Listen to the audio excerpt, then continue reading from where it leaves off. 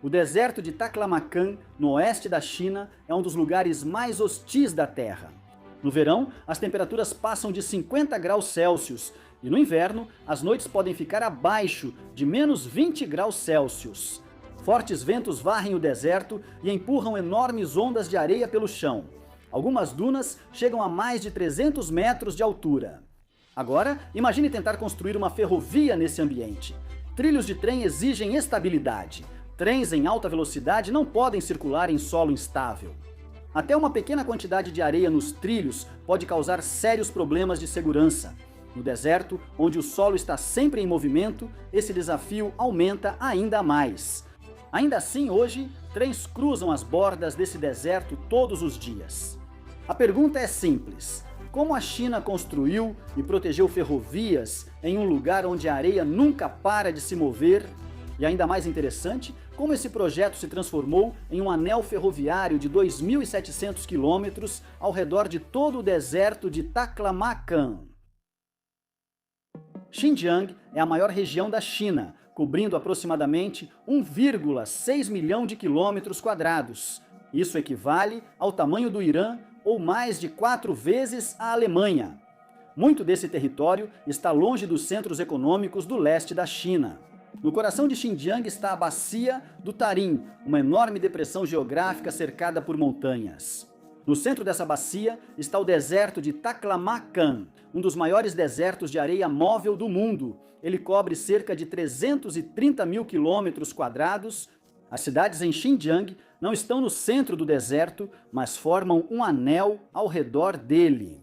Lugares como Korla, Rotan, Kashigar, Aksu e Hokiang se desenvolveram nas bordas da bacia, onde rios vindos das montanhas próximas fornecem água. Durante séculos, as viagens entre essas cidades evitavam cruzar o deserto, optando por rotas ao redor. Essa geografia criou um grande desafio de transporte. As distâncias entre as cidades são enormes.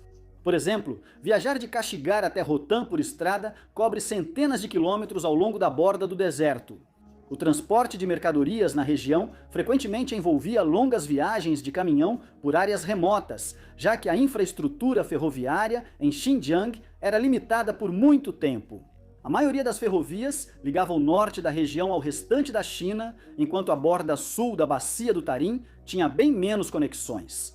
Mas Xinjiang desempenha um papel importante na economia da China. A região produz grandes quantidades de algodão, petróleo, gás natural e produtos agrícolas.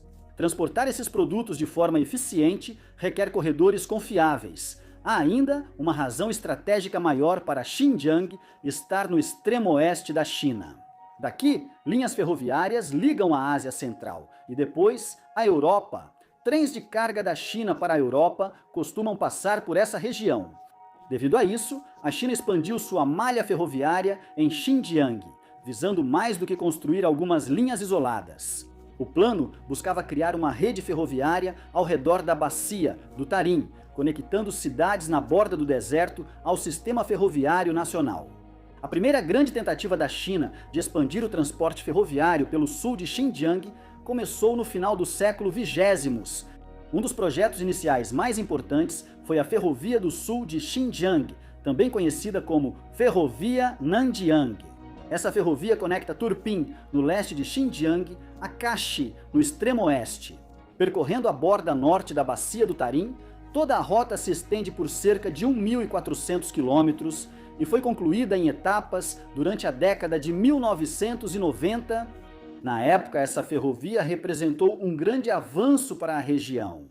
Pela primeira vez, cidades da Bacia do Tarim têm ligação ferroviária direta com a rede nacional da China. O transporte de cargas tornou-se mais rápido e confiável, permitindo circulação mais eficiente das mercadorias na região.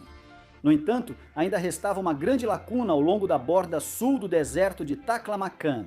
Cidades como Rotan, Kiemo e Hokiang tinham acesso ferroviário limitado, o que significava que cargas e passageiros ainda dependiam muito de longas viagens por estrada.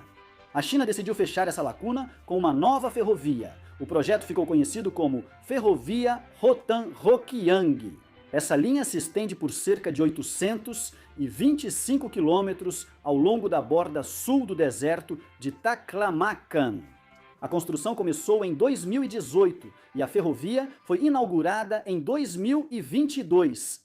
Quando concluída, ela se conectou com ferrovias já existentes em ambas as extremidades. Essa conexão criou algo muito maior do que uma única linha ferroviária. Ela completou um circuito ferroviário de 2.700 quilômetros ao redor de todo o deserto de Taklamakan. Agora, os trens podem viajar ao redor da bacia do Tarim em um círculo contínuo, ligando as principais cidades. Mas construir a linha foi extremamente difícil. Cerca de 534 quilômetros da ferrovia passam diretamente por áreas desérticas, onde a areia em constante movimento ameaça a infraestrutura. Em muitos lugares, a ferrovia passa a uma curta distância de dunas enormes.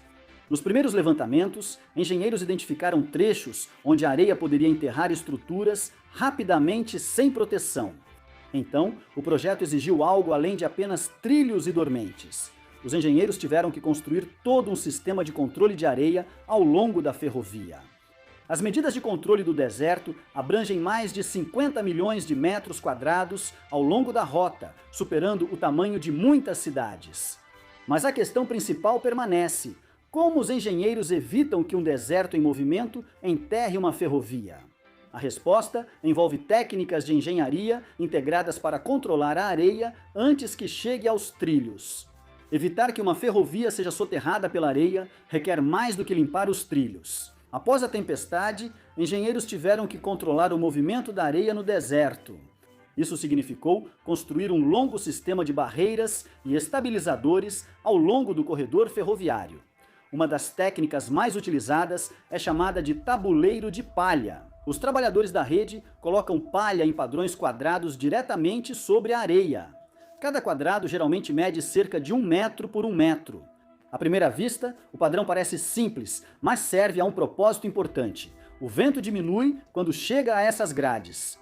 Vento mais lento faz as partículas de areia perderem energia e se depositarem. Em vez de viajar mais longe com o tempo, esse sistema de grades cria uma superfície mais estável que reduz o movimento da areia. Ao longo da ferrovia Rotan-Ruokiang, trabalhadores instalaram milhões de metros quadrados dessas grades de palha nos dois lados dos trilhos. As grades são a primeira defesa contra a areia em movimento, seguidas por barreiras de bloqueio. Engenheiros instalaram longas cercas paralelas à ferrovia. Essas barreiras retêm a areia antes de chegar aos trilhos. Quando o vento leva a areia pelo deserto, as cercas retêm boa parte dela na frente da barreira, impedindo seu avanço. Alguns trechos incluem várias fileiras de cercas, espaçadas, para que cada fileira capture mais areia. Só as cercas não estabilizam todo o corredor desértico. Por isso, os engenheiros incluíram também faixas de vegetação. Trabalhadores plantaram muitas plantas resistentes à seca ao longo da ferrovia. Espécies como Halox salon e tamarisco conseguem sobreviver em solos extremamente secos. Seus sistemas de raízes ajudam a manter a areia no lugar. Com o tempo, essas plantas criam uma barreira natural que reduz o movimento da areia. O projeto criou corredores verdes que se estendem por dezenas de quilômetros ao longo da ferrovia. Esses corredores ajudam a estabilizar o terreno ao redor e também melhoram as condições do solo local. Outra escolha de engenharia envolveu a própria estrutura da ferrovia. Em vez de colocar os trilhos diretamente sobre a superfície do deserto, muitos trechos ficam sobre aterros elevados. Elevar os trilhos ajuda a evitar que a areia se acumule diretamente sobre os trilhos. Isso também melhora a drenagem durante as raras tempestades de chuva no deserto. Sensores e sistemas de monitoramento oferecem uma camada adicional de proteção. Engenheiros instalaram equipamentos para monitorar vento, acúmulo de areia e estabilidade dos trilhos.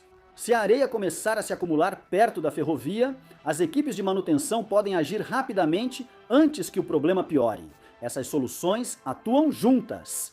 Grades de palha reduzem o vento, cercas capturam a areia, vegetação estabiliza o solo e trilho elevado diminui acúmulo de areia nos trilhos. Juntas, elas formam um corredor de proteção que permite aos trens circularem com segurança pela borda de um dos maiores desertos do mundo. A expansão ferroviária de Xinjiang tem outro objetivo além do desenvolvimento regional. Ela não está apenas na fronteira da China, mas também no cruzamento entre o leste asiático, a Ásia Central e a Europa. A localização confere importância estratégica para o transporte ferroviário de longa distância. Na última década, trens de carga passaram a transportar mercadorias entre China e Europa pelo continente euroasiático, com várias rotas por Xinjiang. Cidades como Urumqi e Alashankou se tornaram importantes portais ferroviários, onde os trens cruzam da China para o Cazaquistão e para a ampla rede ferroviária da Ásia Central. Por isso, fortalecer a infraestrutura ferroviária em Xinjiang aumenta a confiabilidade das rotas internacionais. Cargas do sul da região podem seguir para o norte, até esses pontos de fronteira, e depois continuar para o oeste pela Eurásia.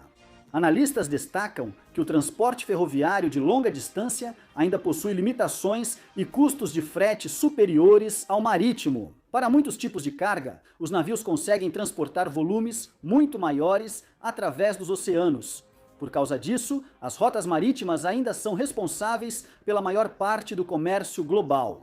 No entanto, as ferrovias que cruzam a Eurásia cumprem um papel diferente. Elas oferecem uma opção mais rápida para determinados produtos e ajudam a diversificar as rotas de transporte entre a Ásia e a Europa.